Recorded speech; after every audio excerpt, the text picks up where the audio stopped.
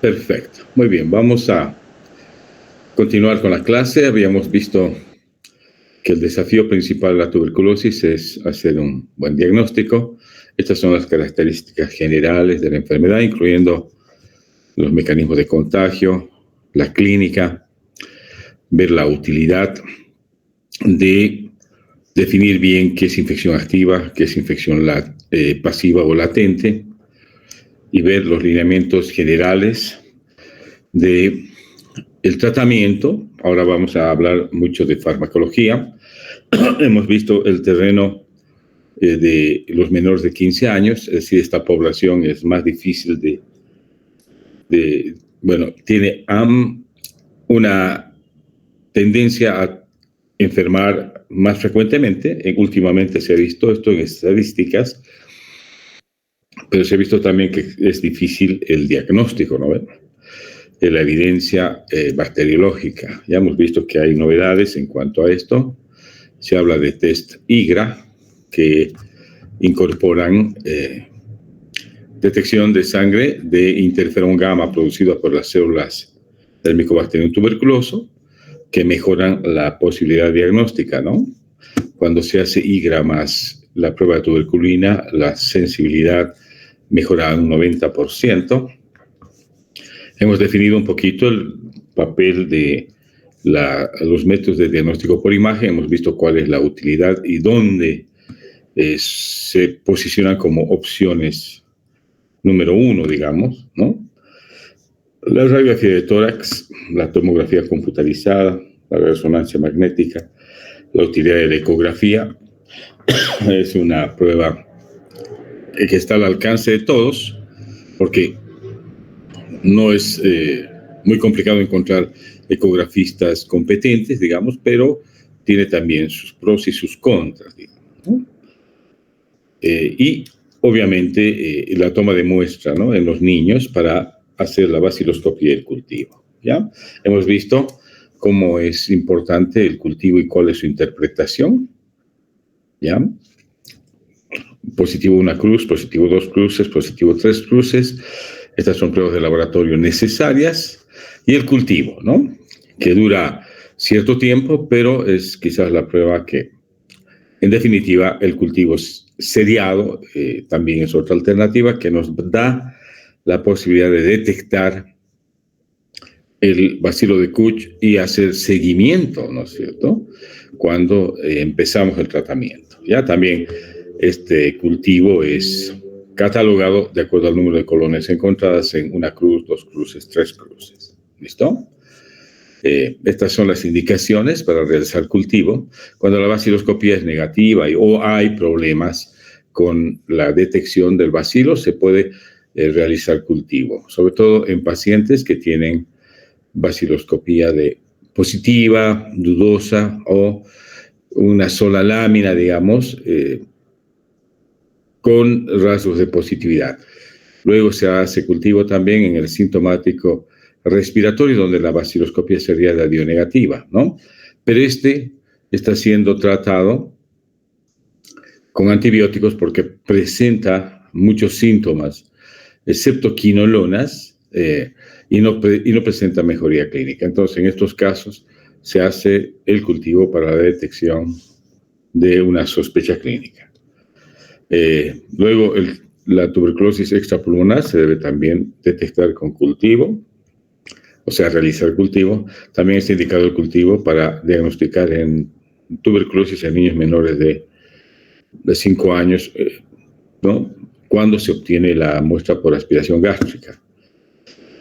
Y finalmente, como supervisión o control bacteriológico durante el tratamiento a partir del tercer mes de tratamiento, ¿ya? Estas son las 2 pruebas, o 3 pruebas que hay que hacerlas y que nos brindan información importante acerca de, primero, la existencia de resistencia, ¿no?, el GenExpert. El Lyme Probe Assay es una prueba que detecta subtipos de mutaciones que pueden haber y la resistencia que existe a los diferentes antimicobacterianos. Es una prueba que hay que hacerla, detecta el ADN de la cepa de bacteria y te puede informar acerca de qué tipo de o qué subtipo de infección o de bacteria tiene el paciente. Y esto también complementada con una prueba de Canetti, este es otro método que nos explica la sensibilidad de las micobacterias a los fármacos convencionales y también nos informa la existencia de la resistencia a los fármacos de primera y segunda línea. Estas son pruebas rápidas que ayudan muchísimo en la decisión de hacer primera línea o segunda línea. ¿Ya? Estas son pruebas extrapulmonares, hemos dicho, que ayudan muchísimo en la detección del bacilo y en el diagnóstico de la enfermedad. ¿Listo? Ahora vamos a ver este concepto que, bueno, a partir de la clase de ahora recién lo vamos a tocar, que es cuando uno hace una evaluación del tratamiento, hay que tener en cuenta estos parámetros que son de interpretación, sobre todo en el manejo de la enfermedad, importantes de tenerlos claros, ¿ya? Cuando se habla de un paciente curado, es un paciente que hizo el tratamiento completo y que tiene baciloscopías negativas, ¿ya? Sobre todo estas baciloscopías negativas han salido así en los 2 últimos meses de tratamiento y también se ha hecho cultivo y el cultivo también ha salido negativo, ¿ya? Cuando se dice que el tratamiento está completo o se informa así, cuando el paciente realizó todo el esquema de tratamiento, aunque todavía no se tenga el resultado de las baciloscopías, pero el tratamiento fue completado, ¿ya? A veces hay necesidad de prolongar un poco la fase intensiva, pero el tratamiento fue completado. El objetivo principal es tener pacientes con tratamiento completo y pacientes curados, ¿no es cierto? Ahora, lo que vamos a ver es cuando se habla de fracaso de tratamiento en el programa de tuberculosis, ¿ya? Es un paciente que digamos que tiene una tuberculosis pulmonar, pero que sigue dando baciloscopía positiva después de haber realizado el tratamiento, ¿ya? Es decir, sigue dando positividad en baciloscopía y en cultivo. Esto es un fracaso terapéutico. Bueno, el fallecido, obviamente, todo paciente que tenga diagnóstico de tuberculosis y que muere, obviamente se habla de deceso por la enfermedad, ¿no ven? Ahora, esto es lo que no tiene que pasar, ¿no? La pérdida de seguimiento o paciente que con diagnóstico nunca inició el tratamiento o interrumpió el tratamiento y no viene a controles, ¿ya? Entonces, el objetivo terapéutico para el manejo de la enfermedad, para el manejo adecuado, digamos, poblacional, es que estén todos con tratamiento completo y que todos lleguen a la curación, ¿no? Ahora, vamos a aclarar algunos otros conceptos que sí vale la pena tenerlos claros, ¿ya? A veces la resistencia que sale primero en las pruebas que hemos dicho, GenExpert, Line-Prob-Assay y Canetti, a veces te arrojan estos resultados, ¿ya? El diagnóstico es monoresistente, es decir, tuberculosis activa monoresistente cuando hay resistencia a un solo medicamento de primera línea. Sí, se ha detectado que esta cepa es resistente a un medicamento de primera línea, ¿ya? Se dice que la infección es poliresistente cuando se da resistencia a fármacos de primera línea, ¿ya? Pero que no sea isoniazida y rifampicina. Puede ser o a la isoniazida o a la rifampicina, pero nunca a las dos. Entonces, en ese caso se dice que la infección es poliresistente. Ahora, se habla de tuberculosis multidrogoresistente cuando hay resistencia comprobada a ambos, es decir, isoniazida y rifampicina. Esta cepa no responde a ninguna de las dos, ¿ya? Ahora, se habla de una tuberculosis extensamente resistente en pacientes calificados como multidrogoresistentes que además presentan resistencia a una de las fluoroquinolonas, o a uno de los 3 medicamentos de segunda línea inyectables, ¿ya? Como la capreomicina, la kanamicina o la amikacina. Y finalmente, hay una prueba que dice resistencia a la rifampicina, o sea, infección por cepas resistentes a la rifampicina. ¿Listo? Estas son malas noticias, digamos, ¿no? Pero hay que tener claro que esto cada vez es más frecuente. Muy bien. Vamos a ver ahora la clasificación de fármacos para el tratamiento de la tuberculosis, ¿ya? Hay una clasificación que define fármacos de primera línea y fármacos de segunda línea, ¿ya? Haciendo un inventario, vamos a ver de que los fármacos de primera línea incluyen la isoniazida, la rifampicina, la piracinamida y el etambutol. Son 4 fármacos definidos como los de primera línea, ¿no? Debemos recordar que el tratamiento de la tuberculosis es asociado y es supervisado. ¿Listo?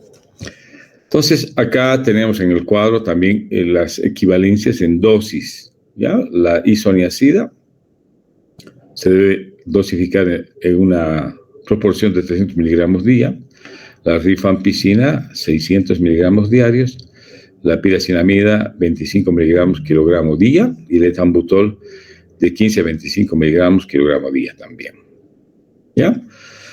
Y a la derecha tenemos los fármacos de segunda línea, que se deben emplear cuando hay un fracaso o los fármacos de primera línea no dan resultado. Los fármacos de segunda línea incluyen, ¿no es cierto? Aquí debemos poner algunos de ellos, no importa el orden, pero fíjense, van a reconocer ustedes de que hay aquí algunos aminoglucósidos, ¿no es cierto? La amikacina, la streptomicina, la kanamicina, ¿no? Empezamos. La amikacina, ¿ya? Se debe dar una dosis de 15 miligramos día. Luego está el ácido aminosalicílico, cuya dosificación está también especificada, 8 a 12 gramos diarios. La capreomicina, 15 miligramos kilogramo día, como dosis estándar. Y aquí aparece la primera quinolona, ¿no es cierto?, que es la ciprofloxacina. Se debe dar a una dosis total de 1.500 miligramos día. Luego está la levofloxacina más abajo, de 500 a 750 miligramos diarios. Luego está más abajo todavía la moxifloxacina, que se debe dar a una dosis de 400 miligramos día, ¿no ven? A esto se puede sumar la delafloxacina, que no está acá en la lista, pero como es una nueva quinolona, quizás entra muy bien en el manejo de la tuberculosis y quizás la gatifloxacina también, ¿ya? Luego tenemos otros fármacos como la clofazimina, la dosis de 200 miligramos diarios, la cicloserina de 500 a 1.000 miligramos diarios, la etionamida de 500 a 750 miligramos día. Luego tenemos análogos de la rifampicina, que son la rifampicina, que son la rifabutina y la rifapentina, ¿ya? Que son fármacos de segunda línea, junto con la bedaquilina, la pretomanida. ¿Listo? Fíjense, el arsenal terapéutico de primera línea incluye 4 fármacos y los fármacos de segunda línea cada vez son más, la lista es creciente, ¿ya? Por el tema de la resistencia. ¿Por qué hacemos énfasis en la identificación correcta y la dosis? Porque es importante guardar un esquema riguroso de parámetros de dosificación, porque muchos de estos compuestos tienen una ventana terapéutica muy estrecha y que, como se da el tratamiento tanto en primera como de segunda línea asociado, debemos respetar mucho los parámetros de dosificación estándar, ¿ya?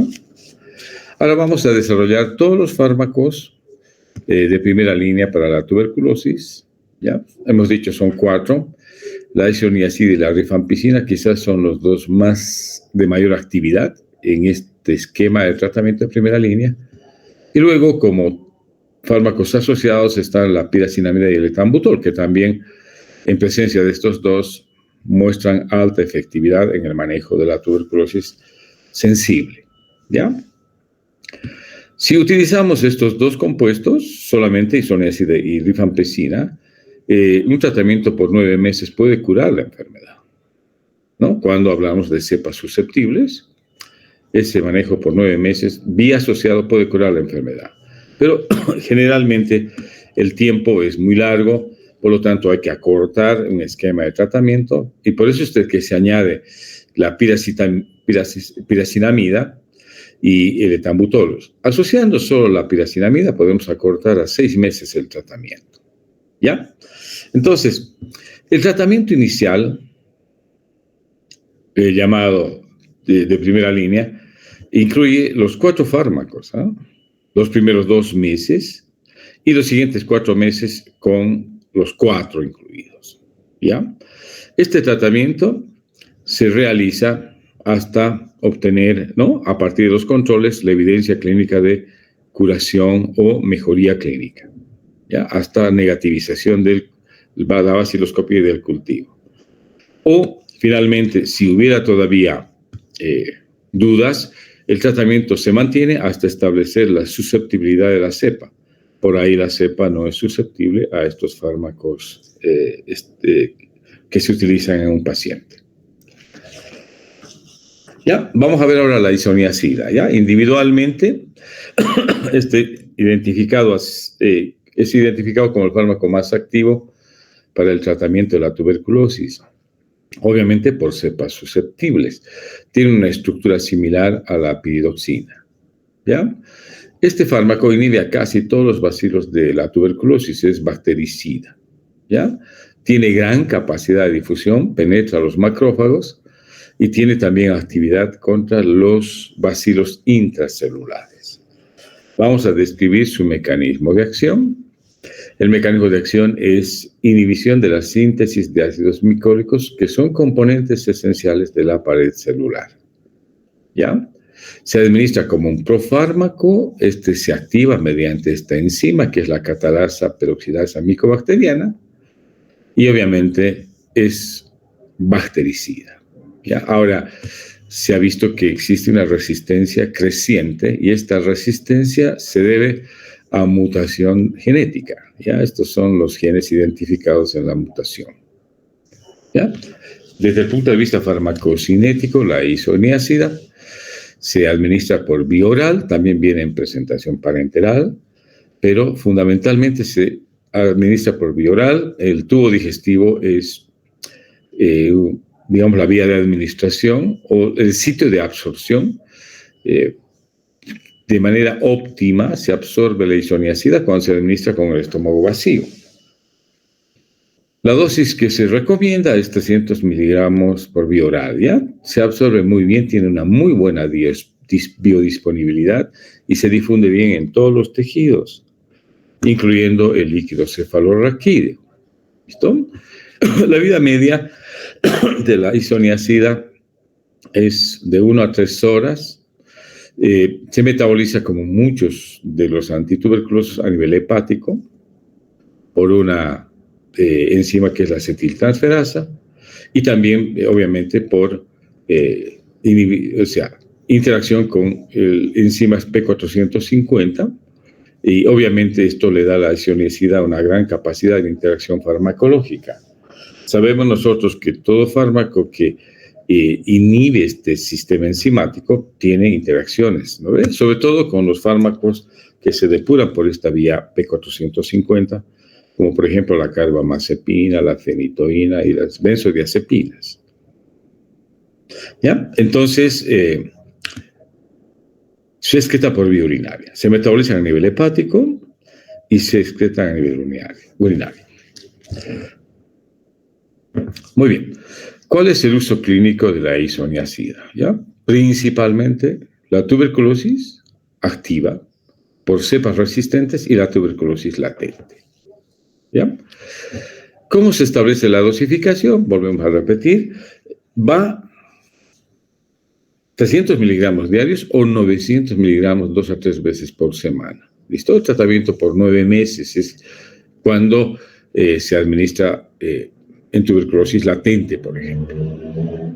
Ya, aquí cambia un poco la duración del tratamiento. Son 9 meses. ¿No? ¿Puede utilizarse como monoterapia? Sí, pero no es recomendable, les digo. ¿Ah? Generalmente, aún en la tuberculosis latente, hay que pensar en una terapéutica asociada.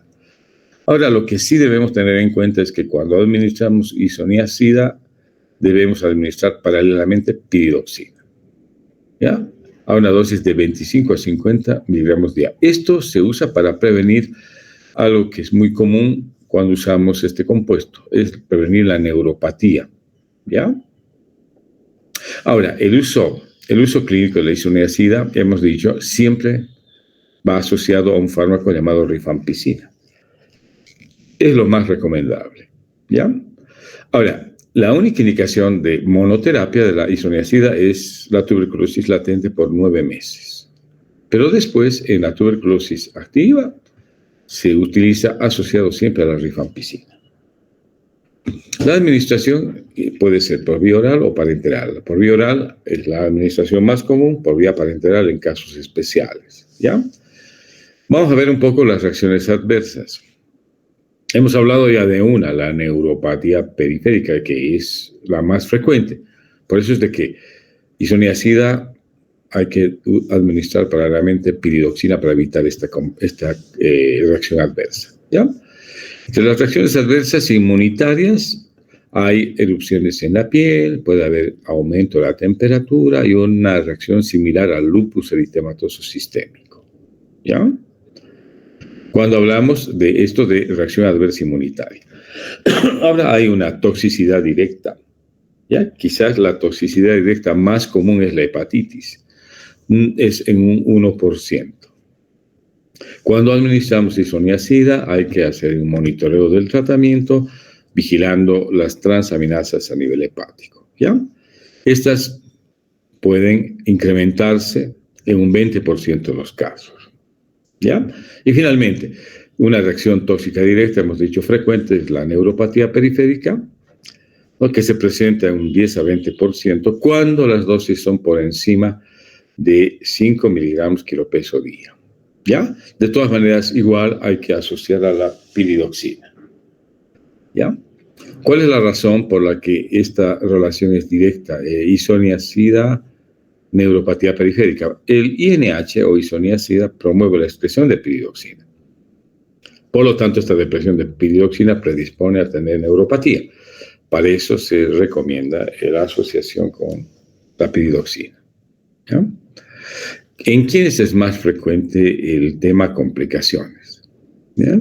Hay una población que es más vulnerable a las reacciones adversas, como los acetiladores lentos, los desnutridos. Sabemos que los pacientes con la enfermedad ya de por sí tienen problemas de nutrición, los alcohólicos y todos aquellos que tienen comprometida la inmunidad, ¿no? Como los diabéticos y los pacientes que tienen SIDA.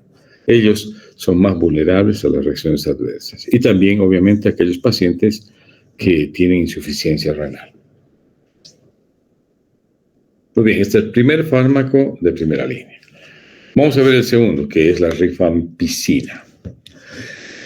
Este es un compuesto derivado semisintético de la rifamicina, ¿ya? Este es un fármaco antimicrobiano activo contra gram positivos y gram negativos que incluyen a la Neisseria y a Haemophilus, ¿ya? Además de micobacterias y clamidias. Estos son responsables de muchas infecciones respiratorias, ustedes saben. Entonces, tiene una actividad antimicobacteriana interesante, ¿ya? Los microorganismos sensibles se inhiben con menos de 1 microgramo de rifampicina administrada, ¿ya? Ahora, tiene análogos como la rifabutina y la rifapentina, pero cuando hay resistencia a la rifampicina, generalmente hay resistencia también a estos dos derivados. La rifampicina es uno de los fármacos que acompaña al tratamiento junto con al INH o la isoniazida, ¿ya? ¿Cuál es el mecanismo de acción? Este fármaco, la rifampicina, se une a la subunidad beta de la polimerasa e inhibe la síntesis de ARN bacteriano. Es un inhibidor de la síntesis de ARN bacteriano, ¿ya? Hay resistencia, y esto es lo que preocupa. La resistencia es generada por mutación también, ¿ya? Hay un gen identificado que es el RPO beta, que impide la unión de la rifampicina a el sitio blanco ¿ya? Cuando hablamos de mecanismo de acción y de efecto farmacológico, este es un potente bactericida para microorganismos que muestran resistencia a otros fármacos, ¿ya? Porque tiene una gran capacidad de penetración en los tejidos, inclusive penetra a lugares muy difíciles como los abscesos o cavidades pulmonares, y también como el INH penetra a los fagocitos y tiene actividad intracelular. Ya la administración de la rifampicina es por vía oral. Hemos dicho tiene gran capacidad o buena biodisponibilidad, llega al líquido cefalorraquídeo. Su metabolismo es hepático y la eliminación también es por vía hepática predominantemente, ¿ya? Y también por heces. Cuando hablamos de dosificación, hemos dicho la rifampicina, aquí está, en la tuberculosis activa se utiliza a una dosis de 600 miligramos día, ¿ya? Con esa dosis, la concentración sérica eficaz se alcanza cuando la cifra está alrededor de 5 a 7 microgramos por ml. Muy bien, esperemos un ratito. Está saltando otra vez esto. Ya. Y cuando se utiliza la rifampicina no se requiere un ajuste de dosificación cuando hay insuficiencia renal o insuficiencia hepática. Muy bien. ¿Cuál es el uso clínico de la rifampicina? En infecciones por micobacterias, ¿ya? También en infecciones por micobacterias atípicas y también es útil en la lepra, ¿ya? Cuando hablamos de micobacterias, hablamos de que es un fármaco útil en la tuberculosis activa, siempre asociada a la isoniazida, ¿ya? ¿En qué dosis? A razón de 600 miligramos día, ¿ya? Que es el equivalente de 10 miligramos kilogramos día por vía oral. ¿Ya? En la lepra y en las infecciones atípicas, la rifampicina se puede dosificar 600 miligramos al día 1 o 2 veces por semana. Y el tratamiento dura 6 meses. ¿Ya? También es útil en la tuberculosis latente. ¿Ya? En la tuberculosis latente, la rifampicina se da a una dosis de 600 miligramos día durante 4 meses. Puede darse como un medicamento único, como monoterapia. Otra utilidad de la rifampicina es que erradica el estado de portador de meningococo por hemófilos influenza y también tiene efecto muy importante en la osteomielitis. Ustedes saben de que estas son infecciones del hueso que son producidas por estafilococo, generalmente resistente a otros fármacos. ¿Ya? Por lo tanto, también hay que considerar como este compuesto para estas infecciones. ¿Ya? La endocarditis por prótesis valvular también responde muy bien a la rifampicina. Tiene reacciones adversas. La más común es la orina, sudor y lágrimas de color naranja, ¿ya? Y también produce trombocitopenia y nefritis.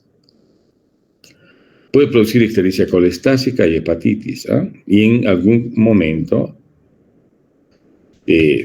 cuando los tratamientos son a largo plazo, puede producir necrosis tubular aguda.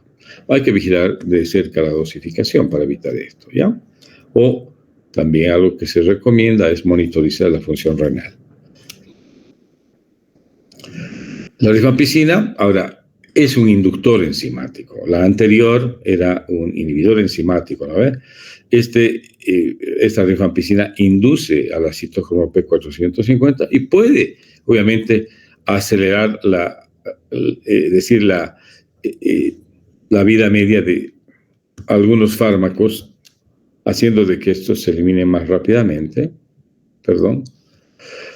No, mucho cuidado, ¿no?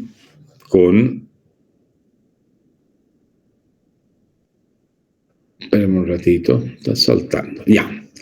Mucho cuidado con los anticoagulantes, las ciclosporinas, los fármacos que se utilizan para las convulsiones y la metadona. La rifampicina es un inductor y puede reducir la concentración de estos compuestos y obviamente disminuir su efecto farmacológico, ¿ya? Por una aceleración en su depuración.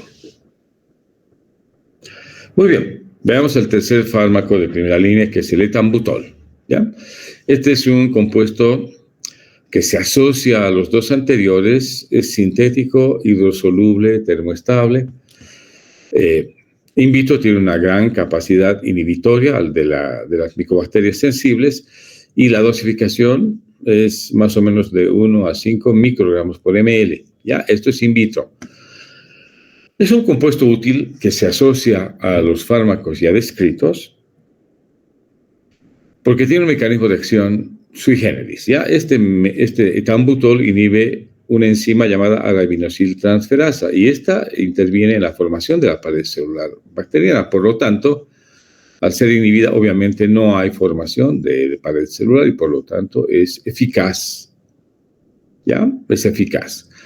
Se administra por vía oral y se elimina en una proporción por heces y el 50% se elimina por orina. Por lo tanto, hay que tener cuidado cuando el paciente no tiene una función renal adecuada. Puede acumularse el fármaco. ¿Ya?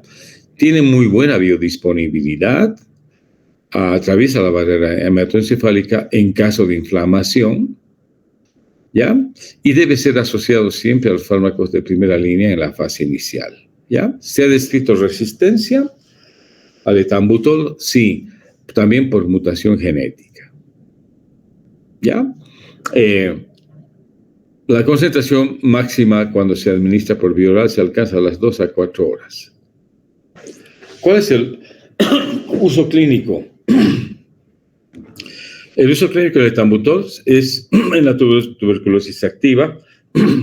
Se administra siempre combinado con la isoniazida y la rifampicina, ¿ya? Y es útil también en infecciones atípicas producidas por Mycobacterium avium o Mycobacterium kansasi. El problema son las reacciones adversas, que también son muy características del etambutol. Una de ellas es la neuritis retrovulvar, que se produce en un 2% de la gente que recibe el tratamiento. Y además se caracteriza esta neuritis retrovulvar porque hay una disminución de la agudeza visual, hay una ceguera a los colores verde y rojo, ¿ya? Después de un mes de tratamiento, y obviamente puede mantenerse esta ceguera y esta visión borrosa, digamos, durante muchos meses durante el tratamiento con etambutol. Es reversible, ¿no? Cuando el paciente deja de tomar, obviamente vuelve a recuperar sus capacidades visuales. Muy bien, y finalmente este es el cuarto fármaco que vamos a ver como de primera línea. Es la piracinamida, es un derivado, claro, se parece químicamente a la nicotinamida y cuando se activa se convierte en ácido piracinoico, ¿ya? Es un fármaco exclusivamente para la tuberculosis, es decir, solo se usa para tratamiento de tuberculosis. Por eso es de que está, inclusive en los compuestos o envases que viene, dice, ¿no? Quimioterapéutico antituberculoso, exclusivamente para la tuberculosis. Es un compuesto estable, algo soluble en agua, inhibe a la micobacteria a un pH muy cercano a 5.5, ¿ya? También es un medicamento que penetra los macrófagos y ejerce actividad intracelular. ¿Ya? ¿Cuál es el mecanismo de acción de la piracinamida? Este también actúa en el metabolismo de la membrana y en el transporte de iones, ¿ya? Digamos que altera la permeabilidad de la membrana. ¿Cuál es la resistencia? Hay una resistencia detectada. Uno, porque las bacterias dejan de permitir su absorción y obviamente esto debido a mutaciones genéticas. Por lo tanto, en tratamientos asociados no se desarrolla fácilmente resistencia, ¿ya?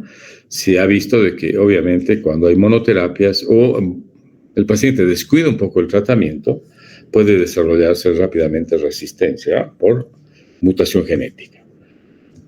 El uso clínico de la piracinamida, hemos dicho, es un fármaco exclusivo de primera línea contra la tuberculosis, ¿ya? Pero obviamente este fármaco debe ser incluido en regímenes de corta duración, es decir, solamente mientras dure el esquema de primera línea, ¿ya? Tiene una muy buena absorción cuando se administra por vía oral, tiene buen volumen de distribución, incluye meninges inflamadas, su vida media es prolongada de 8 a 11 horas, la dosificación estándar es de 30 a 50 miligramos 2 a 3 veces por semana y se debe utilizar siempre asociado a la isoniazida y a la rifampicina, ¿ya? El esquema es 6 meses máximo y en terapias asociadas es un fármaco eficaz, ¿ya? Tiene reacciones adversas, ¿no? Puede causar toxicidad hepática, náuseas, vómitos, puede precipitar y agravar situaciones de gota, pero algo que no debemos de permitir es que el paciente interrumpa el tratamiento por presencia de reacciones adversas. Estas van atenuándose en la medida que el tratamiento progresa, ¿ya? Y continuar el esquema de tratamiento por 6 meses, ¿no? Siempre asociado. Muy bien. Hasta acá los fármacos de primera línea. ¿Listo? Muy bien, vamos a ver ahora qué fármacos están incluidos en el esquema de segunda línea. Primero, ¿cuándo pasamos a esta segunda elección? Primero, cuando hay resistencia a los fármacos de primera línea, ¿ya? Comprobada. Segundo, cuando está establecido el fracaso al tratamiento convencional, ¿ya? Cuando hablamos de resistencia a los fármacos de primera línea es cuando las pruebas de laboratorio nos dicen que el paciente está con una cepa resistente, ¿ya? Ahora, cuando se habla de fracaso del tratamiento, cuando el paciente no evoluciona clínicamente como esperamos y muestra rasgos también en estudios de laboratorio que no está dando resultado el tratamiento, ¿ya? También se puede pensar en la segunda elección de fármacos cuando hay reacciones adversas muy graves que en algunos pacientes son limitantes a continuar el tratamiento, ¿ya? Y finalmente, lógicamente, esta decisión es a veces importante cuando hay inmunocompromiso y poca respuesta a los fármacos de primera línea, ¿no es cierto? Ahora, lo que hay que tratar de evitar es que el paciente abandone el tratamiento por falta de información, ¿no? O sea, deje de o discontinúa voluntariamente el manejo de su enfermedad con la terapia, abandona la terapia por falta de información o por no supervisión. Y también a veces porque los efectos adversos lo obligan, digamos, a dejar, ¿ya? Por eso es de que si hay un adecuado control de la enfermedad a partir de un médico, es probable de que, aún así con efectos adversos, manejando sintomáticamente estos, pueda continuarse con los fármacos de primera línea, ¿no? Ahora, si esto no fuera posible, obviamente no queda otra que pasar a la segunda elección, ¿ya? Y aquí están descritos varios compuestos, ¿ya? Los medicamentos de segunda línea, y vamos a empezar con la streptomicina. Antiguamente la streptomicina estaba en el listado de fármacos de primera línea, ¿ya? Es un fármaco que se administra únicamente por vía parenteral. Ustedes saben, es un aminoglucósido, inhibe la solubilidad 30S, ribosomal, y obviamente tiene gran potencial auto- y nefrotóxico. Estaba en este esquema de primera línea. Sin embargo, se ha visto de que a veces no daba buen resultado, no estaba bien ubicado como un fármaco de primera línea. Y los pacientes abandonaban rápidamente la terapia por el tema de la administración parenteral. Hoy es un fármaco de segunda línea, ¿ya? Este fármaco es un inhibidor de la síntesis de proteínas, ya hemos dicho que actúa sobre la subunidad 30S. La dosificación establecida es de 15 miligramos kilogramo día. Es un fármaco muy activo, pero contra los bacilos extracelulares. No tiene actividad intracelular. ¿Ya? Y lógicamente, hay que tener mucho cuidado porque su eliminación es predominantemente renal y lógicamente es nefrotóxico. ¿Ya? Entonces hay que vigilar muy de cerca la cifra de creatinina. ¿Listo? Tiene buena penetración a la barrera hematoencefálica, actúa muy bien a nivel del sistema nervioso. ¿Cuál es el uso clínico de la streptomicina? ¿Ya? Droga de segunda línea que se utiliza para tratar infecciones resistentes a los fármacos de primera línea. ¿Ya? La dosificación en el adulto, volvemos a repetirla, es de 15 miligramos kilogramo día. Se puede dar por vía intravenosa o por vía intramuscular. ¿Ya? In vitro es espectacular, inhibe a casi todos los bacilos, ¿listo? Pero in vivo hay resistencia, ¿ya? Por mutación genética, ¿ya? Tiene gran actividad contra los bacilos extracelulares y tiene gran penetración al sistema nervioso central, donde alcanza buenas concentraciones terapéuticas, ¿ya? La vía de administración, hemos dicho, indistintamente es por vía intravenosa o por vía intramuscular, ¿ya? Ahora, el tema es, ojo, las reacciones adversas son muy importantes. Como todo aminoglucósido, hay ototoxicidad y nefrotoxicidad, ¿ya? Y esta ototoxicidad puede afectar tanto a la rama coclear como a la rama vestibular, ¿cierto? Puede haber disminución de la audición, o pérdida de audición, o mareo y vértigos, ¿ya? Entonces, ¿cuál es la recomendación ante esta posibilidad de reacciones adversas? No utilizar más de 6 meses. 6 meses es el máximo de duración de tratamiento con streptomicina. Otro fármaco de segunda línea, la etionamida. ¿Ya? Este es un fármaco muy parecido al INH, ¿no es cierto?, o a la isoniazida. Este tiene más o menos el mismo mecanismo de acción, ¿sí? Inhibe la síntesis de ácidos micólicos, componentes importantes de la pared celular, ¿ya? La etionamida inhibe a casi todos los bacilos de tuberculosis, ¿ya? Este fármaco está disponible solamente por vía oral. El metabolismo es predominantemente hepático. También produce un síndrome neurológico que se atenúa administrando paralelamente piridoxina, como cuando dábamos el INH, ¿no es cierto? La dosificación inicial es de 250 miligramos diarios. ¿Ya? Ahora, obviamente, cuando hablamos de resistencia cruzada, tiene resistencia cruzada con su congénere, que es la isoniazida. Por lo tanto, si hay infección por una cepa resistente a la isoniazida, no debemos incluir en el tratamiento de segunda línea a la etionamida.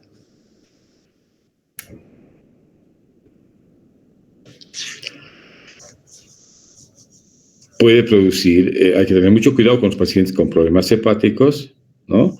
Puede causar dolor de cabeza, ¿no? Reacciones gastrointestinales como efecto adverso.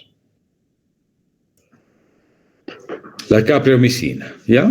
Este fármaco es un fármaco de segunda línea, es un antibiótico peptídico, también que tiene el mecanismo de inhibir la síntesis proteica, ¿ya? La dosificación establecida de la capreomicina es de 15 miligramos kilogramo día por vía intramuscular. ¿Cuál es la indicación principal de la capreomicina? Fármaco de segunda línea para tuberculosis resistente a fármacos, incluyendo de segunda línea como la tuberculosis, es decir, la streptomicina y la amicacina. Es decir, la capreomicina es una alternativa cuando las cepas detectadas son resistentes a fármacos como la streptomicina y la amicacina. ¿Ya? Es un fármaco que se administra por vía parenteral. Obviamente tiene gran potencial de ototoxicidad y nefrotoxicidad. La toxicidad de la capreomicina es casi más a la rama coclear que la rama vestibular. Ahora, hay formas de atenuar esta reacción, este efecto potencial tóxico, y esto es a partir de una dosificación intermitente, ¿ya? En vez de infusiones continuas, se debe hacer dosificaciones intermitentes. Esto minimiza el riesgo sobre todo de toxicidad, ototoxicidad y nefrotoxicidad. ¿Ya? Estas son estrategias de tratamiento para fármacos de segunda línea. La cicloserina es otro fármaco de segunda línea. ¿Ya? Este es un fármaco que es análogo estructural de la alanina D. Este fármaco tiene un mecanismo de acción de inhibición de la síntesis de la pared celular bacteriana y también tiene un buen efecto en cepas de Mycobacterium tuberculosis o el bacilo de Koch sensible. ¿Ya? La dosificación está establecida acá de 0,5, medio gramo a 1 gramo diario. ¿Ya? ¿Listo? Dividida en 2 dosis. Tiene un buen volumen de distribución, actúa en el sistema nervioso central y se depura por vía renal también. Ahora, los efectos adversos de la cicloserina son también neuropatía periférica y disfunción del sistema nervioso central, ¿ya? Que puede manifestarse como síndrome depresivo y psicosis. ¿Ya? Para evitar la neuropatía tenemos un recurso que es la piridoxina. ¿No? Ya van varios fármacos de primera y segunda línea que debemos acompañar, ¿no es cierto?, con piridoxina para evitar este efecto adverso llamado neuropatía periférica. Muy bien. El ácido aminosalicílico.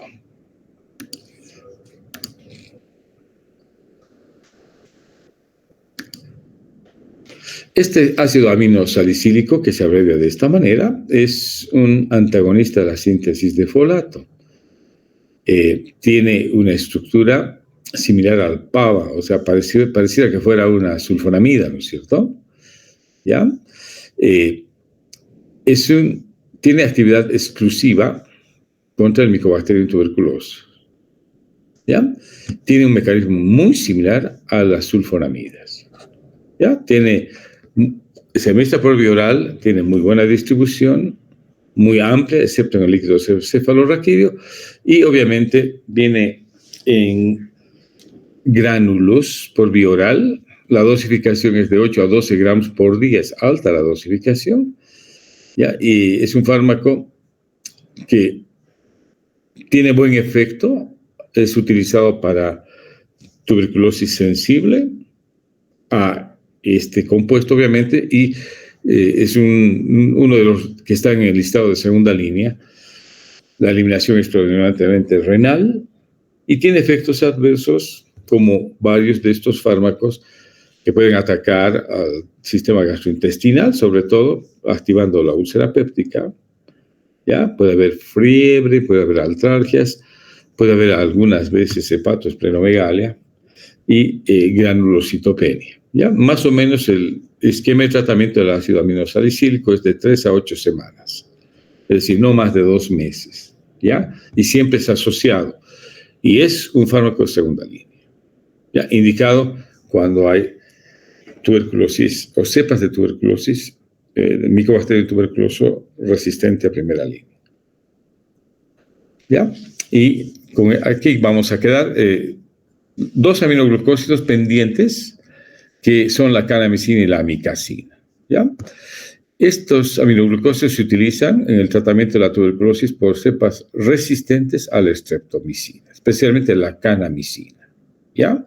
Quizás es la primera alternativa. ¿Ya?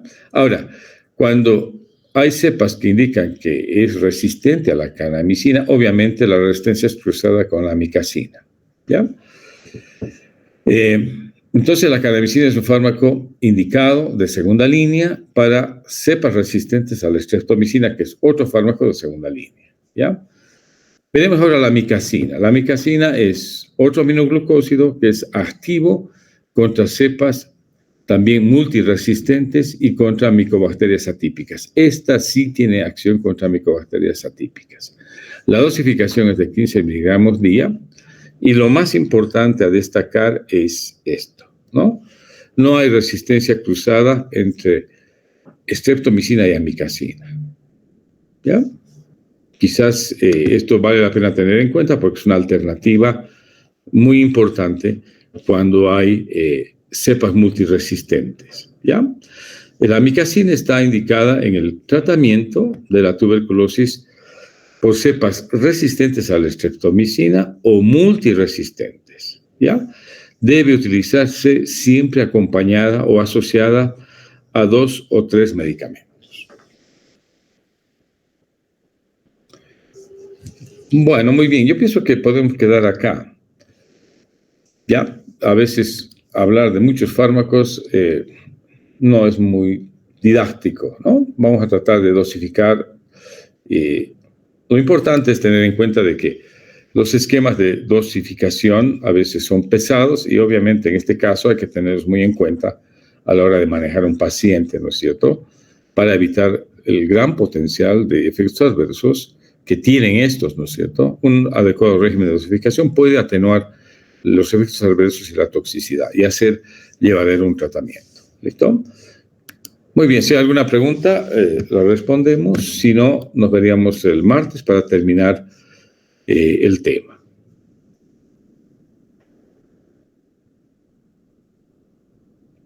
Muy bien, no hay preguntas. Si hay algún comentario. Creo que no, doctor. Muchas gracias. Bueno, muy bien. Entonces, nos vemos el martes ya para ir a la recta final, ¿no? Del tema. ¿Listo? Un gusto, que tengan una buena jornada. Que les vaya muy bien. Igualmente, doctor. Muchas gracias. Hasta luego, doctor. Gracias. Hasta luego, doctor. Hasta luego. Hasta luego.